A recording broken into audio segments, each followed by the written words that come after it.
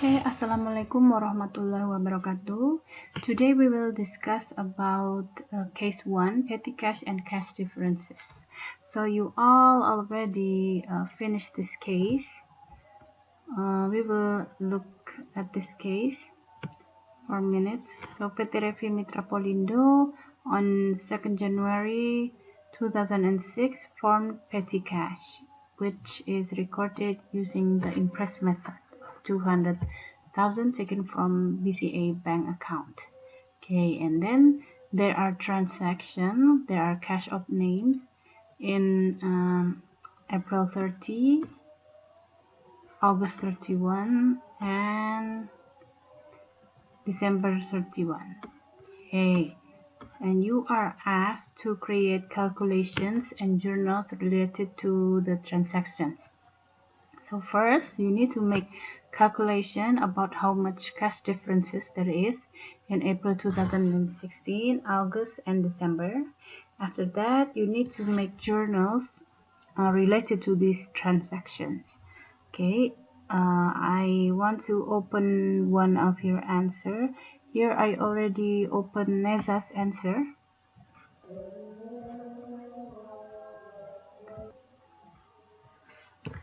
Okay, so here we can see that the balance of the petty cash is 200,000. Neza already write it down here. The petty cash balance is 200,000, and then at April 30 we can see the cash remaining and also the expenses. Here it's written down as payment document, and the total of payment document is 151,050 rupiah. So the petty cash balance reduced by the expenses is 48,950. So the petty cash remaining should be as much as this amount. So petty cash reduced by the expenses, so the petty cash remaining should be 48,950 rupiah. And then we can see the petty cash remaining is 40,000 and 3,500. Okay, so the total is 43,500.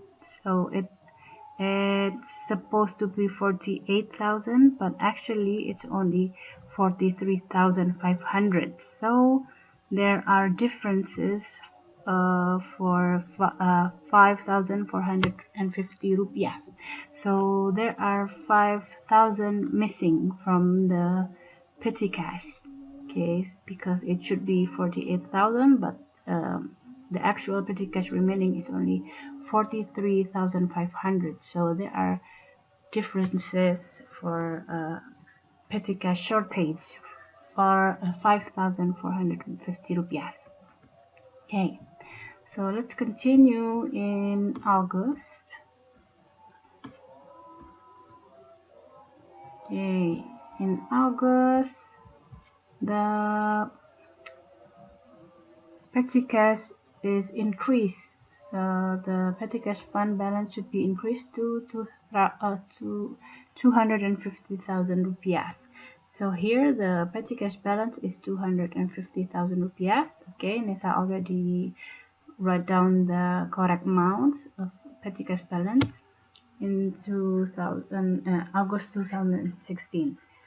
It's 250,000, and then we can see in the case that the total expenses are 124,300, and then in this case there is an employee receivable for 55,000. Okay, so the total expenses become 179,300.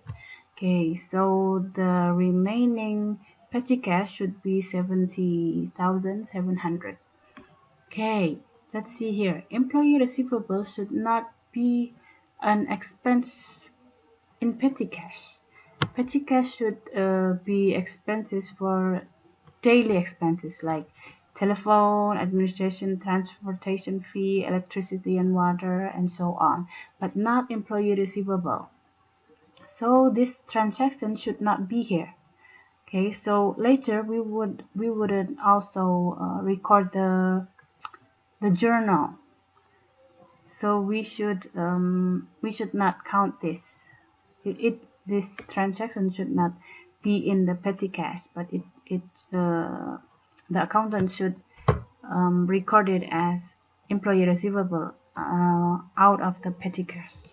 Okay, so let's count the petty cash differences first. Okay. So after we count the remaining petty cash, it should be 70,700, and we can see the petty cash remaining is paper money plus coins, 65,000 and 8,000, so it's 73,000. Okay, it's more than it should be, right? It should be only 70,000, but here the actual petty cash remaining is 73,000. So it is a surplus, petty cash difference surplus 2,300. So next, after this, I want you to present each cases, and when you present your case, if you got petty cash case, if you're doing a presentation, I need you to explain that the differences is surplus or shortage. At April 2016, there are shortage, but this is a surplus because it's more than it should be. The actual is more than it's supposed to be. Okay, so let's move on to December.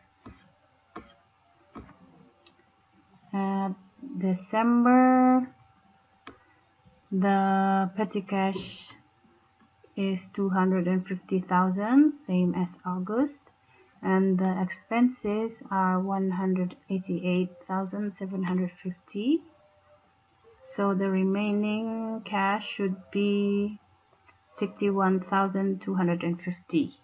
Okay, and then after we count the cash, the paper cash and coins, there is 58,700. So it's a shortage, right? Because it's supposed to be 61,000, but actually it's only 58,000. So there are petty cash missing. There are shortage difference 2,550. Okay, now we need to make the journals. We already make the calculation of cash differences in this 3 period. So in this 3 month, and now we need to make the journal. Okay, we can see Vanessa's journal also.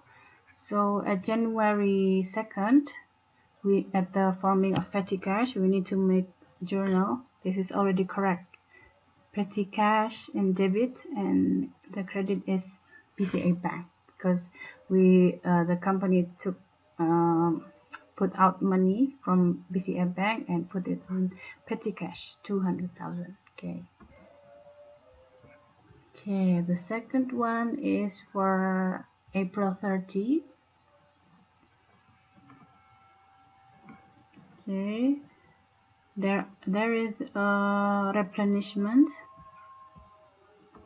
so we journal all the expenses, and there is also cash differences. We have already counted cash differences. There are shortage, so we recorded like the expense, because there is shortage. There is money missing, right? 5,000. So we recorded here in debit. There is cash difference 5,450. Okay, and credit is BCA Bank 156,500, And also don't forget to record the addition of petty cash fund. Yes, there is an increase of petty cash of 50,000. Okay, it's okay if you make two journals like this, like Nisa's, but if you want to join it to one journal, it's also okay. So you can put petty cash here in debit, and the BCA Bank is 156,500 plus 50,000. Okay, this is correct also. Okay, next we make the journal for 31 August.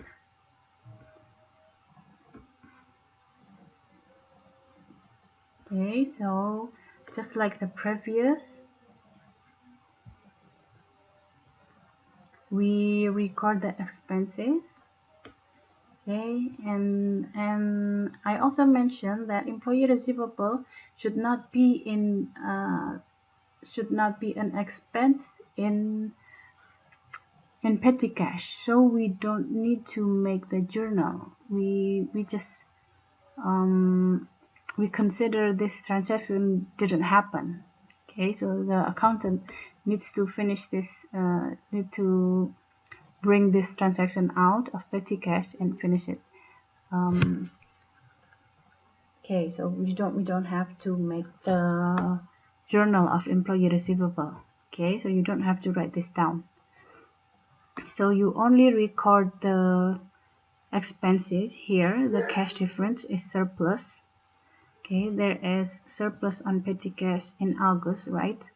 So it's supposed to be only 70,000, but the remaining cash is 73,000. So there are surplus, so we put it on credit here. So everyone needs to membetulkan jawabannya. Fix your answer. So you don't need to write this down. Employee receivable and the BCA Bank is supposed to be 122,000, right? Okay. Okay, and the last one is December. Okay, here if we read the case carefully, in December there was no petty cash fund refilling. So on that date, adjusting entries were made to recognize the expenses that have been incurred. So in December there are no petty cash refilling, but we have to make the adjustment because we need to report the petty cash as its balance, because there are already expenses, right? So you need to make adjustment. So just like the previous journals, we record the expenses here, just like this, and then the cash differences. The cash difference was shortage in December, right here, 2,550. So we record it in debit. Okay, and the credit is not BCA Bank like the previous journal, this one, because there are no refilling of petty cash in this date. So in this adjustment we write down as petty cash for as much as 191,300. Okay. Okay, Nessa's answer is already correct, but you need to revise this one. So you don't have to write employee receivable here, because employee receivable is not supposed to be in the petty cash transactions. Okay, if you have any questions regarding this case, you can ask me through WhatsApp, or maybe you have questions to do the second case, you can also ask me. Okay, thank you for your attention. Assalamualaikum warahmatullahi wabarakatuh.